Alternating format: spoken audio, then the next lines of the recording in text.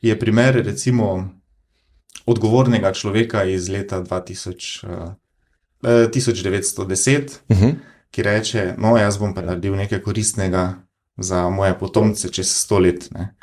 In vloži ogromno denarja v parcelo, zasadi smreke, mlade smreke, da bodo nekoč velike, zgradi trdno hišo in tako naprej. No, in potem, če pogledamo, kaj je za to lastnino čez 100 let, sta bili vmes dve svetovni vojni, bila je socialistična revolucija, ki je nacionalizirala velike lastništva, bile so naravne nesreče.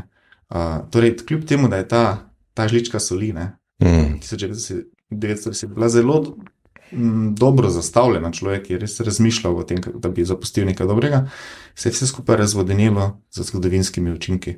In mislim, da je to ena razumnost v tem, zakaj ne tako konkretno čuvati prihodnosti, zato ker se preveč stvari spreminja, preveč je dejavnikov, na katere ne moremo vplivati.